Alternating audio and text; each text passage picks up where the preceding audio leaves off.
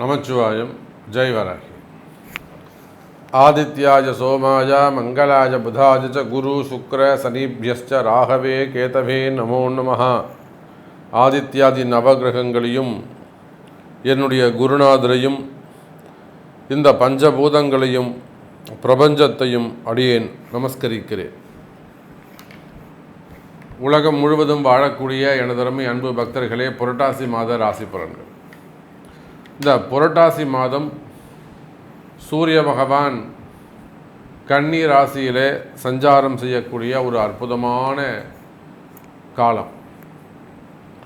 ஏன்னா கன்னியை விட்டு சூரியன் துலாத்துக்கு போயிட்டார்னா நீச்சமாயிடுவார். அதன் பிறகு வரக்கூடியதெல்லாம் வளர்ச்சிக்கான காலங்கள். புரட்டாசி மாதம் ஒரு புண்ணியமான மாதம்.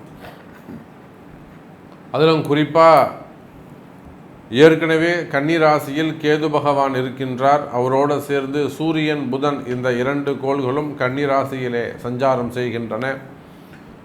ஒரு மிக முக்கியமான விஷயம் என்னன்னு கேட்டிங்கன்னா, இந்த புரட்டாசி மாதத்தில் குரு பகவான் வக்ரம் அடைகிறார். கிட்டத்தட்ட புரட்டாசி மாதம் 25ஆம் தேதி வாக்கிலே, ஆங்கிலம் தேதி சரியாக அக்டோபர் 10ஆம் தேதி அன்றைய தினம் குரு பகவான் வக்ரகதி அடைகிறார். சனி பகவான் வக்ரத்தில் இருக்காங்க. அப்போது 4 கிரகங்கள் வக்ரகதியில் இருக்கின்றன. அப்போ இப்பேற்பட்ட புரட்டாசி மாதத்தில் யாருக்கெல்லாம் ஆட்சி பலம் பெற்றிருக்குது அப்படின்னு பார்த்தோம்னா, சனி பகவான் மட்டுமே ஆட்சி பலம் பெற்றிருக்கிறார். அதோடு கூட கன்னி ராசியில் புதன் பகவான் ஆட்சி பலம் பெறுகிறார். செவ்வாய் பகவான் மிதுனத்திலும், அதே போல் சுக்கிரன் ஆட்சி பலம் பெற்றிருக்கிறார். ஒரு நல்ல சிறப்பான விஷயம். துலாம் ராசியிலே சுக்கிர பகவான் ஆட்சி பலம் பெற்றிருக்கிறார். சூரியன் அங்கு வருவாரே. ஆனால் இப்போ பிறக்கக்கூடிய பிள்ளைகளுக்கு, இந்த காலகட்டத்தில் பிறக்கக்கூடிய பிள்ளைகளுக்கு சூரியன் சுக்கிரன் சேர்க்கை ஏற்படுமே. ஆனால் அது நீச்சபங்க ராஜயோகமாக மாறிவிடும். அப்போ இந்த புரட்டாசி மாதத்தை பொறுத்தவரையிலே 3 கிரகங்கள் ஆட்சி பலம் பெறுகின்றன. ஒன்று புதன், மற்றொன்று சுக்கிரன், மற்றொன்று கிரகம் சனி பகவான். இந்த 3 கிரகங்களும் ஆட்சி பலம் பெறுகின்றன.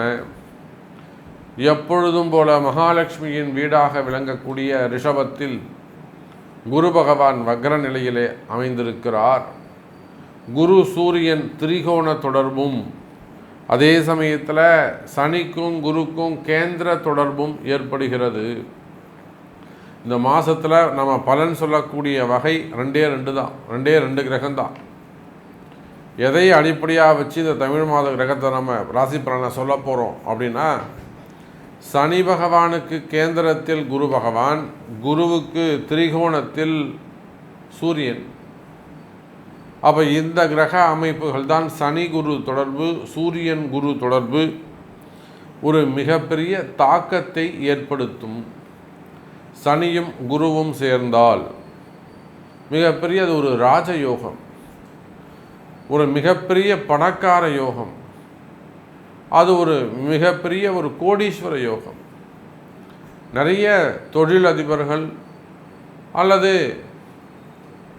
மற்றொருடைய பணத்திற்கு சொந்தம் கொண்டாடக்கூடியவர்கள், ஆங்கிலத்தில் பினாமி என்று சொல்லுவார்கள், அல்லது பல கோடிகளை கையாளக்கூடியவர்கள், பல கோடி அதிபராக விளங்கக்கூடியவர்கள், அதிகாரம் படைத்தவர்களாக விளங்கக்கூடியவர்கள். அப்போ இதுக்கெல்லாம் என்ன தொடர்பு இருக்கும்னு பார்த்தீங்கன்னா, நிச்சயமாக அவங்க ஜாதகத்தில் சனியும் குருவும் தொடர்பு இருக்கும். ஒன்று சனி குரு சாரம் வாங்கியிருப்பார், இல்லை குரு சனி சாரம் வாங்கியிருப்பார், இல்லை குருவும் சனியும் சேர்ந்திருப்பார்கள், இல்லை திரிகோணம் அல்லது கேந்திரத்தில் இருந்து தொடர்பை ஏற்படுத்தி கொள்ளுவார்கள். அப்பேற்பட்ட மிகப்பெரிய பணக்கார யோகம் இந்த சனி குரு தொடர்பு, அது இந்த புரட்டாசி மாதத்தில் ஏற்படுகிறது. அதே போல் சூரியன் குரு தொடர்பு, இது பணக்கார யோகம். சனி குரு பணக்கார யோகம்னா, சூரியன் குரு அபரிமிதமான ஒரு ராஜயோகம் அல்லது ஒரு ராஜபோகம் அப்படின்னு கூட நம்ம சொல்லலாம். ஆனால் நாம் இதெல்லாம் சொல்கிறோமே தவிர, இதெல்லாம் யாருக்கு பொருந்தும், யாருக்கு இது வந்து மேட்ச் ஆகும் அப்படிங்கிறது உங்களுடைய கர்மா, உங்களுடைய பர்த்து சார்ட்டு தான் தீர்மானிக்கும். இது பொருந்துமா, இது நடக்குமா, இது நடக்காதா, நடக்காதுன்னா ஏன் உங்களுக்கு நடக்காது, நடக்கும்னா எப்படி உங்களுக்கு நடக்கும், இதெல்லாம் உங்களுடைய பிறப்பு ஜாதகம் தான் பேசும். அப்போ நடக்காது அப்படின்னா அது நடத்திக்கிறதுக்கு நம்ம என்ன செய்யணும், என்ன மாதிரியான வழிபாடுகள் செய்யணும், எதை செஞ்சால் இந்த அதிர்ஷ்டங்கள் நமக்கு கிடைக்கும், இதெல்லாம் அவங்க பிறப்பு ஜாதகத்தை பார்த்து தான் சொல்ல முடியும். அப்படி பார்க்கின்ற பொழுது அன்பு பக்தர்களே, குரு சூரியன் தொடர்பு அபரிமிதமான ஒரு வளர்ச்சியை தருகிறது. அப்போது சனி குரு சூரியன், அதோடு மட்டுமல்லாது சூரியன் தனக்கு 2ஆம் பாவத்தில் சுக்கிரனை வைத்திருக்கிறார். 2ஆம் பாவத்தில் சுக்கிரனை வைத்திருக்கின்றார். சனி சுக்கிரன் திரிகோண தொடர்பு ஏற்படுகிறது. நிறைய திருமணமாகாத கன்னியர்களுக்கு திருமணங்கள் நடைபெறும். திருமண பந்தத்தில் இருக்கக்கூடிய அந்த கஷ்ட நஷ்டங்கள் விலகும். அதே போல் அந்த பிரிவுகள் இருக்குமே, ஆனால் பிரிந்த உறவுகள், கணவன் மனைவிகள், காதலர்கள் மீண்டும் ஒன்று சேருவதற்கு வாய்ப்புகள் உண்டு. ஸோ இந்த மாதிரி நிறைய டிப்ஸ் இருக்குது. பாருங்கள், நம்ம ஒவ்வொரு ராசிக்கும் தனித்தனியாக உங்கள் ராசிக்கு எப்படி இருக்குங்கிறத பார்த்துடலாம். அன்பார்ந்த ரிஷப ராசி நேயர்களே, இந்த புரட்டாசி மாதம் ரிஷபராசிக்கு ஒரு அற்புதமான மாதமாக அமைகிறது. காரணம் என்னென்னா, உங்கள் ராசியில் இருக்கக்கூடிய குரு பகவான் இந்த புரட்டாசி 25ஆம் தேதி வாக்கில் நியர்பை உங்களுக்கு வக்ரகதி அடைகிறார். பொதுவாக ராசியில் குரு இருப்பது அவ்வளோ சிறப்பு அல்ல. குருவை பொறுத்தவரையில் இருக்கும் இடம் பாழாகும், சனிக்கு பார்க்கும் இடம் பாழாகும். அப்புறம் என்ன அர்த்தங்க, சனி இருக்கும் இடம் சிறப்பாக இருக்கும்னு அர்த்தம், தூய்மையாக வச்சுப்பாருன்னு அர்த்தம், நேர்மையாக வச்சுப்பாருன்னு அர்த்தம். அப்படி பார்க்கின்ற பொழுது ரிஷபராசி நேயர்களே, இந்த மாதம் அதி அற்புதமான ஒரு மாதமாக, ஒரு வளர்ச்சிக்கான மாதமாக உங்களுக்கு அமைகிறது. இன்னும் சொல்ல வேண்டும் என்று சொன்னால், ரிஷபராசி நேயர்களே, ராசிக்கு 5ஆம் இடத்தில் இருக்கக்கூடிய சூரியன், நான் இப்போ தான் இந்த குரு சூரியன் தொடர்பையும் சனி குரு தொடர்பையும் ஒரு மிகைப்படுத்தி சொன்னேன்.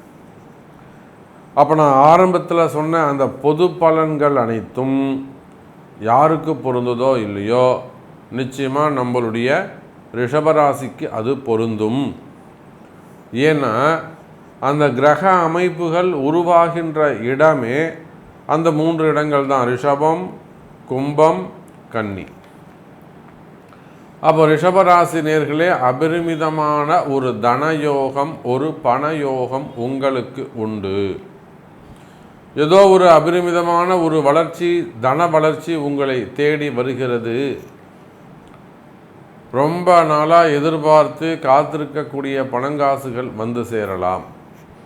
அது ஒரு அரியர்ஸ் பணமாக இருக்கலாம், அல்லது உங்களுக்கு கிடைக்க வேண்டிய இன்சென்டிவாக இருக்கலாம், பிஎஃப்பாக இருக்கலாம், அல்லது உங்கள் அம்மா வழியிலையோ அப்பா வழியிலையோ வந்து சேர வேண்டிய சொத்து பத்துக்களாக இருக்கலாம், அல்லது ஏதோ ஒரு மாமியார் வீட்டு சொத்தாக இருக்கலாம், மாமனார் வீட்டு சொத்தாக இருக்கலாம்,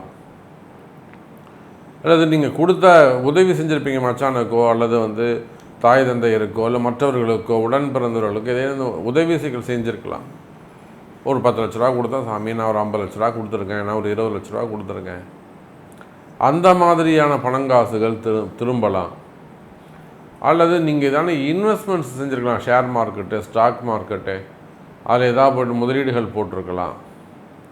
அது மூலமாக உங்களுக்கு ஏதேனும் திரும்ப கிடைப்பதற்கான வாய்ப்புகள் உண்டு. அப்போது ஒரு பணவரவு, தனவரவு நிச்சயமாக இந்த மாதம் உங்களுக்கு உண்டு என்பதை உறுதிப்படுத்துகிறது புரட்டாசி மாதம் ரிஷபராசி நேயர்கள். அதே போல் ராஜாங்கத்தினாலே அதிகமான அனுகூலம் உண்டு. ராஜாங்கத்தினாலே, அரசாங்கத்தினால் ஏதேனும் ஒரு வகையில் ரிஷபராசிக்கு அதிக நல்ல பயன்கள் ஏற்பட போகின்றன. நீங்கள் ஏதாவது உங்கள் பிஸ்னஸ்க்காக ஒரு டெண்டர் பிஸ்னஸாக இருக்கலாம், அல்லது ஒரு ரோடு கான்ட்ராக்டாக இருக்கலாம், குவாரிகளாக இருக்கலாம், க்ரஷராக இருக்கலாம், பர்மிஷன்ஸ் கேட்டிருக்கலாம். நீங்கள் கவர்மெண்ட் ஆஃபீஸர்கிட்ட, அரசாங்கத்துக்கிட்ட இருந்து நீங்கள் ஏதேனும் ஒன்று எதிர்பார்த்துருக்கலாம். டெண்டர் பிஸ்னஸாக இருக்கலாம், அப்போ நீங்கள் ஏதோ ஒரு விஷயத்தை எதிர்பார்த்து காத்திருக்க தீர்ப்புகளாக இருக்கலாம், ஜட்ஜ்மெண்ட்டாக இருக்கலாம். புரியுதுங்களா? அப்போ எதிர்பார்த்து காத்திருக்கக்கூடிய ஒரு விஷயம் கைகூடக்கூடிய காலமாக இந்த மாதம் அமைகிறது. ஒரு நல்ல செய்தி உங்களை வந்து சேரும் ரிஷபராசி நேயர்களே.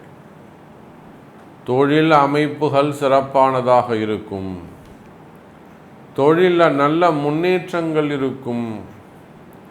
ரிஷபராசி நேயர்களே, சார் நான் தொடர்ந்து பிஸ்னஸ் பண்ணிக்கிட்டு இருக்கேன், தொடர்ந்து தொழில் செய்கிறேன், கடுமையாக உழைக்கிறேன், ஆனால் எனக்கு வருமானமே இல்லை. எங்கள் வீட்டுக்காரர் காலையில் போனால் ராத்திரி தான் வராரு, நல்லா கஷ்டப்படுறாரு, ஆனால் லாபம் இல்லை. இந்த மாதிரி எல்லாம் சொல்லக்கூடிய எனதருமை ரிஷபராசி நேயர்களே, நிச்சயமாக உங்களுக்கு வருமானங்கள் வந்து சேரும்.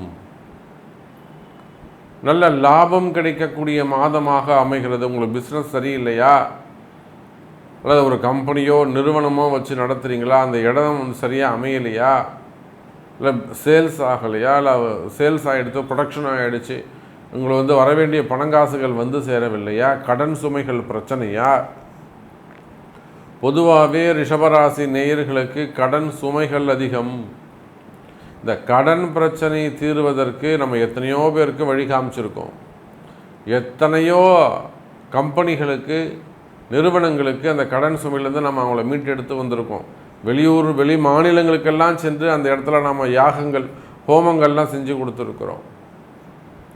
அப்போ அதை போல் ரிஷபராசினியர்களே, கடன் சுமைகள் கடன் பிரச்சனைகள் இருக்குமே, ஆனால் அந்த கடன் பிரச்சனைகள் விலகும். வரவேண்டிய பணங்காசுகள் வந்து சேரும். தொழில் போட்டிகள், தொழில் எதிரிகள், அல்லது அந்த பார்ட்னர்ஷிப்புக்குள்ளே வரக்கூடிய ப்ராப்ளம் இருக்குமே, ஆனால் அந்த பார்ட்னர்ஷிப் இருவருக்குள்ளே இருக்கக்கூடிய பிரச்சனைகள் இருக்குமே, ஆனால் அந்த பிரச்சனைகள் விலகும். ரிஷபராசி அன்பர்களே, குறிப்பாக குடும்பத்தில் மகிழ்ச்சி உண்டாகும். நிறைய குடும்பங்கள் இன்றைக்கி கஷ்டம். ரிஷபராசியில் அது காதலர்களாக இருக்கலாம், திருமணத்துக்கு முன்பான உறவுகளாக இருக்கலாம், எல்லை மீறிய அத்துமீறிய அதர்மமான உறவுகளாக இருக்கலாம், அல்லது குடும்ப வாழ்க்கையாக இருக்கலாம். குடும்ப வாழ்க்கையெல்லாம் எத்தனையோ வெளிநாடுகள்லாம் பார்த்திங்கன்னா நம்ம எவ்வளோ பரவாயில்ல, வெளிநாட்டிலேருந்து வரக்கூடிய ஃபோன் கால்ஸ் பார்த்திங்கன்னா நிறைய குடும்பங்கள் துன்பத்தில் தவிக்கின்றன. பிரிந்த உறவுகள் மீண்டும் ஒன்று சேரக்கூடிய மாதமாக அமைகிறது. ரிஷபராசி நேயர்களே, அப்படி ஏதேனும் உங்களுக்கு பிரிவுகள் இருக்குமே, ஆனால் என் வீட்டுக்காரர் என்கிட்ட பேசுகிறதில்ல, என்னுடைய மனைவி என்கிட்ட பேசுகிறதில்ல, கொஞ்சம் வெளியில் போயிட்டாங்க, தவறான உறவில் இருக்காங்க, இருந்தாலும் நான் ஏற்றுக்கிறேன், மன்னிக்கிறேன், அந்த மாதிரியான பிரச்சனைகள் இருக்குமே, ஆனால் குடும்ப உறவுகளிலே பிரச்சனைகள் இருக்குமே, ஆனால் அவர் தான் சாமி எனக்கு வேணும், எனக்கு அவர் தான் வேணும், எனக்கு அந்த பொண்ணு தான் வேணும், இந்த மாதிரியான தொடர்புகள் கேள்விகள் இருக்குமே, ஆனால் அதெல்லாம் நினச்சது நடக்கக்கூடிய மாதமாக அமைகிறது. அதில் ஏதேனும் பிரச்சனை இருக்குது, செய்வினை கோளாறுகள் இருக்குன்னா நிச்சயமாக அதுக்கெல்லாம் நம்முடைய அன்னை வாராகி இருக்கின்றால், வாராகி பூஜையால் அதை சரி பண்ண முடியும். அப்போது பிரிந்த உறவுகள் மீண்டும் ஒன்று சேருவதற்கு வாய்ப்புகள் உண்டு. அதே போலத்தான் நோய் நொடிகள், நிறைய ரிஷபராசி அன்பர்களுக்கு நோய் நொடிகள், ஒரு மனசில் ஒரு பயம், தேவையில்லாத மன பயம். நிச்சயமாக ரிஷபராசி நேயர்களே, மன பயம் விலகும். ஆஸ்பத்திரி போகிறேன் சாமி, நான் ஆஸ்பத்திரியில் தொடர்ந்து செக் பண்ணுறேன், டாக்டரை கேட்டாக்கா ஒன்றுமே இல்லைன்னு சொல்கிறாங்க, ஆனாலும் பிரச்சனை உள்ளது, அந்த மாதிரியெல்லாம் சொல்லக்கூடிய ரிஷபராசி நேயர்களே, ஆயுள் ஆரோக்கியம் அதிகரிக்கும். கவலை வேண்டாம். நான் அடிபட்டு வீட்டில் படுத்துட்ருக்கேன், வேலைக்கு போகல, நான் அடிபட்டு வீட்டில் படுத்துட்ருக்கேன், 6 மாதமாக எனக்கு சம்பளம் கொடுக்குறாங்க, திரும்ப நான் வேலைக்கு போவேனா? இதெல்லாம் நிறைய கேள்விகள் வருது. எனக்கு நான் கீழே விழுந்துட்டு காலில் அடிபட்டு எடுத்து நான் ஆஸ்பத்திரியில் வேலை செஞ்சுக்கிட்டு இருக்கேன், ஸோ வெளிநாடுகளில் நான் ஒர்க் பண்ணிக்கிட்டு இருக்கேன், இல்லை உள்நாட்டில் வேலை செஞ்சுக்கிட்டு இருக்கேன். அப்போ இந்த மாதிரியெல்லாம் சொல்லக்கூடிய எனதருமை ரிஷபராசி நேயர்களே, மறைமுகமான பிரச்சனைகள், இதுக்கெல்லாம் என்ன காரணங்க? தொடர்ந்து ஒருத்தருக்கு அடிபடுது, அடுத்து நீங்கள் கீழே உளறீங்க, ஏதேனும் விபத்துக்கள் ஏற்படுதுன்னு சொன்னால், ஒன்று உங்களுக்கு இந்த இடதோஷம், குடியிருக்கிற வீடு சரியில்லாமல் இருக்கணும், இல்லை வேலை செய்கிற இடம் சரியில்லாமல் இருக்கணும், இல்லை போட்டி பொறாமைகள் இருக்கணும், இல்லை வம்பு தும்புகள் வழக்குகள் இருக்கணும், மெயினாக எதிரிகளுடைய தொந்தரவுகள் அதிகமாக இருக்கணும். அப்படி இல்லைனாக்கா செய்வினை கோளாறுகளாக இருக்க வேண்டும். அப்போ உடம்பு ரொம்ப முக்கியம், உயிர் ரொம்ப முக்கியம், ஆரோக்கியம் ரொம்ப முக்கியம். அந்த ஆரோக்கியமான வாழ்வு உங்களுக்கு வேண்டும் என்று சொன்னால் நிச்சயமாக ரிஷபராசினியர்களே அதுக்குரிய பரிகாரங்கள், பிராயச்சித்தங்கள், வழிபாடுகள் செய்து கொள்வது சிறப்பு. ரொம்ப ஜாக்கிரதையாக இருக்கணும், எச்சரிக்கையாக இருக்கணும். அப்போ ரிஷபராசினியர்களே, நோய் நொடிகள் விலகி ஆரோக்கியமான எதிர்காலம் உங்களுக்கு உருவாகும். கவலை வேண்டாம் ரிஷபராசினியர்களே. அப்போ இதுக்கு என்ன சாமி பண்ணுறது? நீங்கள் சொல்கிறது கரெக்டு, நான் என்ன சாமி பண்ணணும் அப்படின்னா, அதுக்கு உங்கள் பிறப்பு ஜாதகத்தை கொண்டு தான் பதில் சொல்ல முடியும். அதே போலத்தான் திருமண யோகங்கள். திருமண யோகத்தை பொறுத்தவரையில் ரிஷபராசினியர்களே அதி அற்புதமாக உள்ளது. நிச்சயமாக நடக்காத திருமணங்கள் கூட நடந்துடும். ரொம்ப நாள் அது நான் எப்பொழுதுமே சொல்லுறது உண்டு, பொண்ணுக்கு 40 வயசு ஆகுது சாமி, கண்டிப்பாக வாங்க கல்யாணம் பண்ணிடலாம், ஏற்பாடு பண்ணிடலாம், வாங்க, அம்பாள் இருக்கிற அன்னை வாராகி இருக்கிறாள், நல்லது நடக்கும். எங்கெங்கிருந்தோலாம் வந்து பார்க்குறாங்க. ஏன் உங்களுக்கு நல்லது நடக்காதா என்ன? தைரியம், நம்பிக்கையாக இருங்க, முழு நம்பிக்கையோடு வாங்க. 40 வயசில் பொண்ணு இருக்குது சாமி, தாராளமாக கல்யாணம் பண்ணலாம். திருமண யோகங்கள் கைகூடும். அதே போல தான் 2வது திருமணம், தடைப்பட்ட திருமணங்கள், தள்ளிப்போன திருமணங்கள், காதல் திருமணங்கள், திருமண யோகங்கள் கைகூடும். குழந்தை பாக்கியம், இந்த குழந்தை பாக்கியத்தை பொறுத்தவரையில் கணவன் மனைவி இருவருடைய ஜாதகமும் முக்கியம். அப்போ இருவருடைய ஜாதகத்தையும் வச்சுத்தான் நாம் பலன் சொல்ல முடியும். ஆகவே இன்னும் நிறைய விஷயங்கள் நம்ம பேசிக்கிட்டே போகலாம், சொல்லிக்கிட்டே போகலாம், அது எண்ணில் அடங்காது.